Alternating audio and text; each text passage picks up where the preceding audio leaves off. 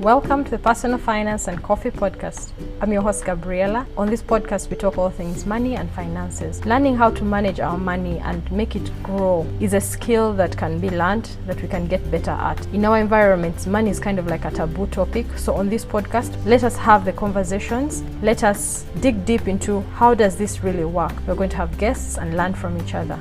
I encourage you to listen and enjoy the podcast. Remember, you are the CEO of your money. No one else can manage the money for you. Welcome to today's episode. We're going to talk about how can you have a social life and also work towards your financial goals. And this episode is close and dear to my heart because it's something that I am working through. It's something that we all work through, regardless of the age. We all have friends, we all have family, and people are important in our lives because honestly, you cannot say that you're going to pursue money, let go of all the people, cut off all the friendships. That is a lonely journey. And in this episode, I'm sharing with you some tips so that you can keep up with your friends and equally work towards your goals. I'm going to start by sharing with 3 mindset shifts that I find interesting and very helpful in approaching having social life and friends with money. The first realization that I had is that all friendships change with time. You know how we keep talking about friendships and adulting. It's not the way it used to be, because as we grow up, oftentimes we don't have social obligations, and we come from different backgrounds, and the environment that we are in the school setup makes it natural to have friends, and you're always together, and then when we get into adulting, and then we have families, and then everyone is going through different seasons of their lives, and so the friendships will change with those experiences. Now, knowing that those friendships change, when you choose to say that I am getting on a financial journey, and you decide that probably before I used to do certain things, I used to go to the bar till morning and spend money, or before I used to go on lavish trips with my friends, and suddenly you're like, no, this is not the journey I want to take. I want to try and be more cautious with my money because I'm working towards saving up money for a plot. I'm working towards saving up money to start a business, whatever your goal may be. And this will change how your relationship with the friends that you have will play out. And being aware of that at the beginning of the journey will make it easier for you to understand that it is actually okay. It's okay for you to take this decision for yourself. And because you've taken this decision, don't try to convince your friends to also change and do the same thing that you've decided. Even though you know that it benefits them, try not to convince them. And there are 2 reasons for this. It can be quite annoying for the other person who is just not into what you're into at the moment. It's quite annoying for them, and they won't get the point. And the second thing is that people do not change because you tell them to change, because you've told them that this is the better path. No, people don't change because of that. People change when they want to change and when they feel that they are ready. And the best way that you can encourage your friends is simply by leading by example. Start on this journey, and when they feel that they are ready, they will perhaps come and open up to you, and you will get on this journey together. But nonetheless, that does not mean that you're going to stop being friends because your friend is on a different journey. So this brings me to the second mindset that I feel like is important when it comes to friendships and having a social life and sticking to your budget. Open up to your friends. Open up to your friends about this decision you've taken, that you're going to be more mindful with your money. You're going to try and work towards your finances going forward. It doesn't mean that you're going to give them all the details. It can be general, just for them to have an idea. You don't have to, if you might be like all excited and you're like, this is what I'm going to do. No, just give them an overview, and this will help in the upcoming events. Like saying that, I may not be able to attend right now. If there's blankets and wine, if there's a show that you usually go together, if every Friday night you've been going for band night and spending on alcohol and food and drinks and having a new outfit, and this time you're like, no, I'm going to choose to become more cautious with my money. When you open up to your friends about it, and don't open up to them in a way of being judgmental, because there is no right and wrong way. Everyone has a different path. And just because you've decided to work on your money does not mean that you're all high and mighty. No. You are all doing the best you can. You can still be friends. Just respect each other's choices, and that's okay. So opening up to your friends is another mindset shift that I think will make this journey more long-term and feasible. So my third mindset shift that I found to be for me, it was like an aha moment. I know it seems obvious, but saying no to get-togethers and to friends' activities, when you try not to look at it as as a negative thing, rather than feeling like, no, I'm missing out, you can decide to look at it from the point of, I am actually saying yes to my goal. Instead of going for plot every weekend and spending a lot of money, you can decide that I am simply choosing to say yes to setting aside money so that at the end of next year I have a plot of land, or at the end of the next year I have enough money that I can leave my job and start my business because the business needs capital. So saying no to friends' activities or family activities can also be from the point of, I am saying yes to my goal in this season, and it is not forever. You will not, this financial goal, you will work towards it, you will meet it, and you will go back to having get-togethers, and it's just temporary. It's not firm and fine and set in stone. Now those are my mindset tips. So now, as the fact that you've decided to actually stop spending as much as you used to before doesn't mean that you'll never go out with your friends, you'll never have family get-togethers.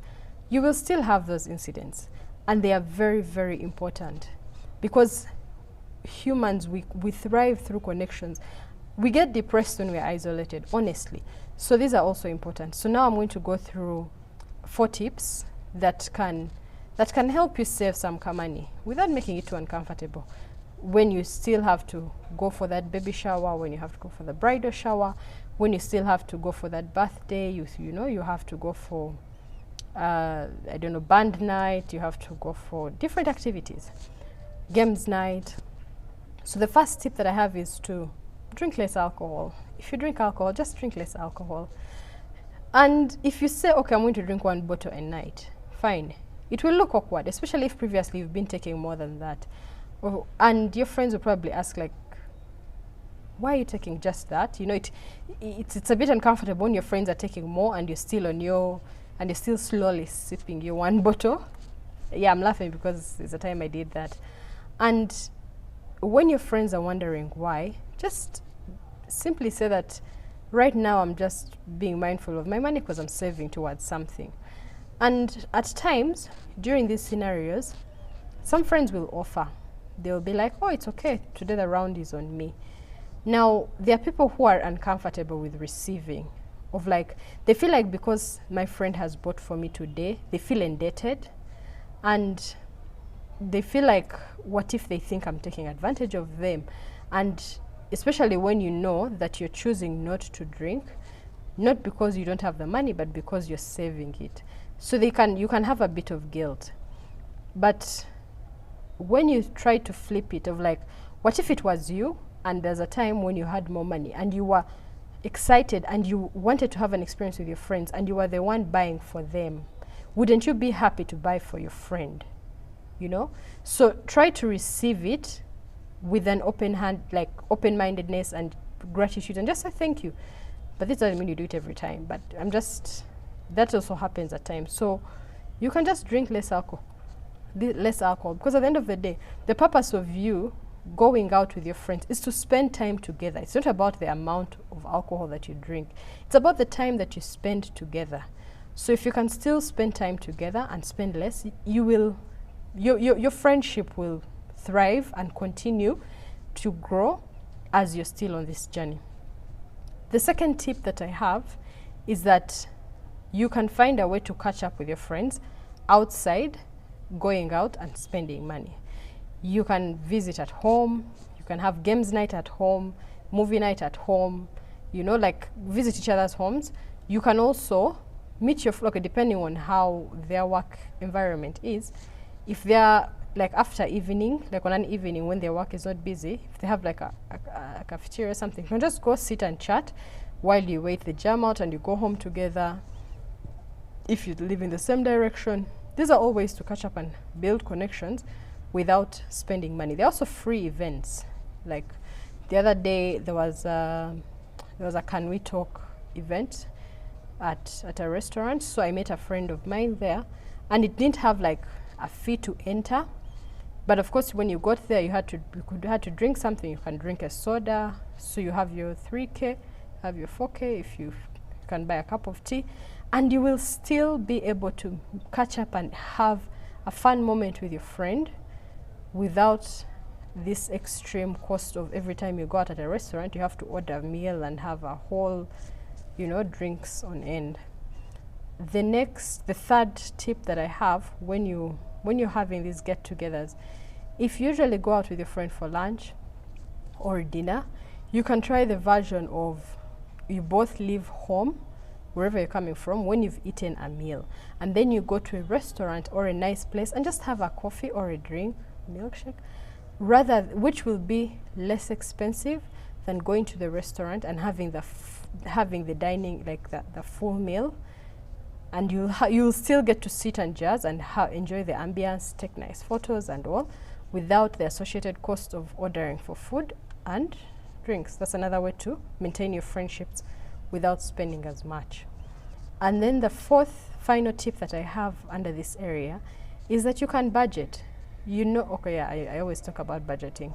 When you're planning that how your spending will go, when you allocate money to the social area and the social activities that you can foresee coming, you have less that feeling of, I'm not accomplishing my goals, maybe I'm being wasteful. No, if you have planned to save money to buy your land or start your business or buy a car, then when you also set money aside to go out with your friends, there is less guilt associated to it. You actually enjoy it more and you're more present.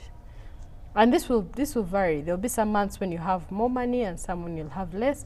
So you just work within what you have, but setting the money aside kind of gives you, in quotes, the permission to actually go and enjoy the moment. Now, I've shared with you these tips that you can put in place when you're going out. I'm going to share my final thoughts on this whole outlook of friends, family, and keeping on the budget. We need to be cautious, not to be too obsessed with the finances. I know my weakness is that I am more on the side of saving and being, so keen on finances. That is a general weakness, and it's an area I'm trying to improve in. We need to keep in mind that the ultimate goal of working on our money is that we don't have to worry about money, and we can use that time and energy to spend time with the people that we care about. So in this pursuit of trying to do better with money, if you're sacrificing the very people in your life that make it enjoyable and make it worth it, you will get to the end and you'll have no people around you. And it's not that easy to rekindle some friendships, depending on how different paths have taken. So this is something that you can keep in mind.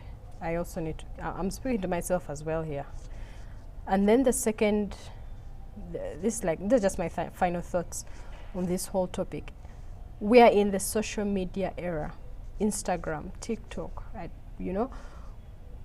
when you scroll down, you see everybody's highlight reel. Like, it can look like people are going to all the new restaurants. People are going to trips. They're going to South Africa. They're going to Zanzibar. They're going to Mombasa.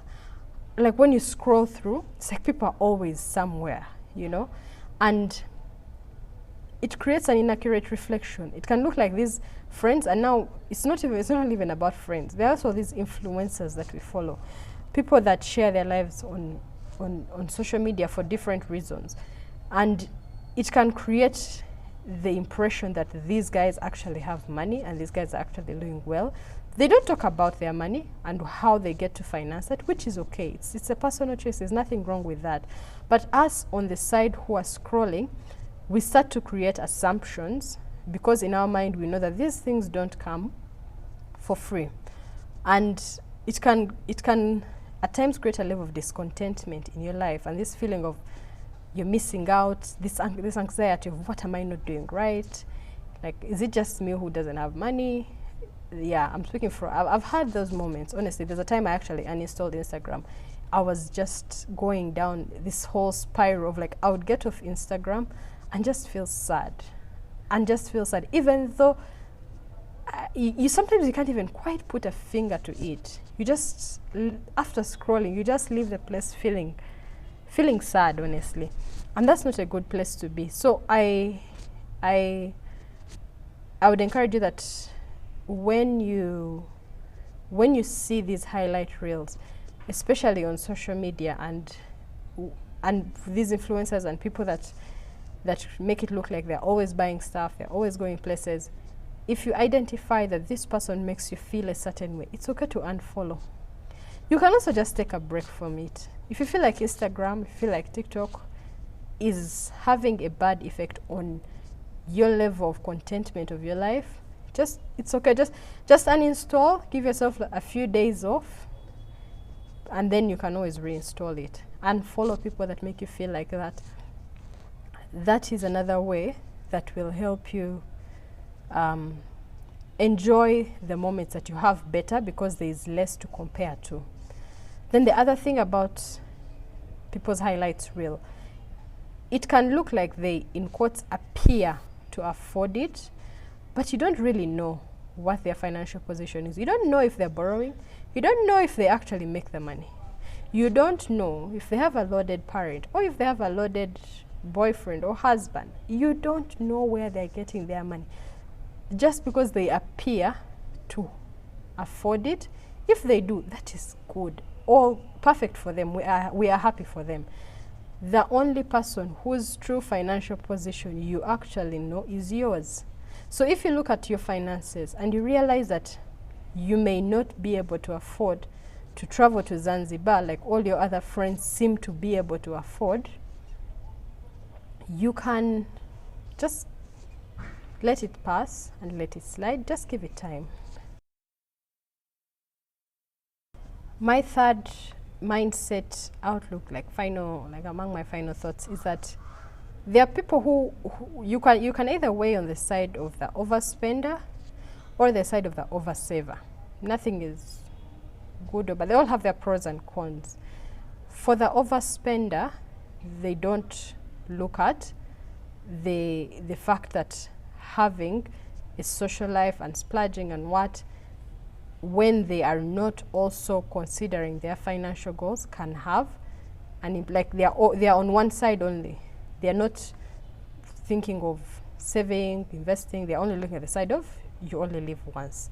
Then there are those who oversave and overlook at the future, and they never really enjoy, not never, but they don't enjoy spending as much in the present moment. My hand is up, guys. I'm guilty of the oversaver. You can assess and see where you fall. But for me as an oversaver, this is something that I'm trying to apply, and is trying to help me to try and think short, medium, and long-term savings goals.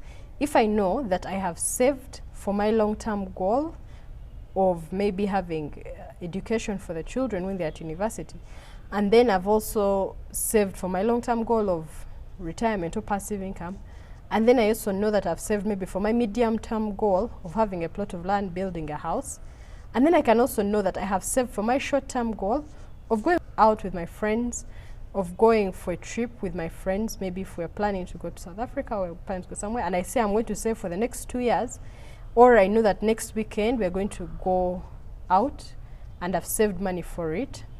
Having those different ranges gives me peace of mind. I feel less guilty, and I'm also still able to enjoy life and build the friendships and the family that I have in my life without losing sight of the financial goals, to kind of have a win-win situation. In conclusion, find what works for you, my dear. Find what works for you. You know yourself best, you know your friends best, and you know your situation best. There are no rules in life. In my opinion, it's what makes it beautiful. You make up the rules.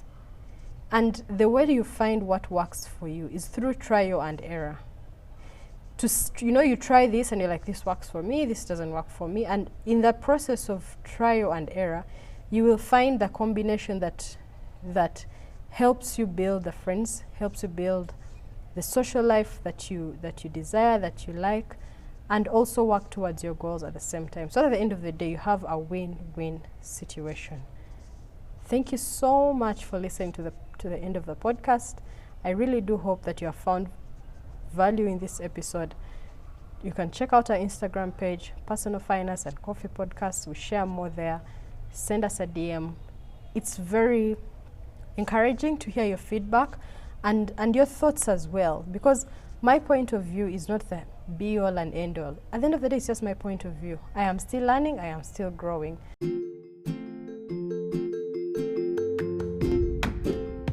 Thank you so much for listening to today's episode. I hope you found value in it.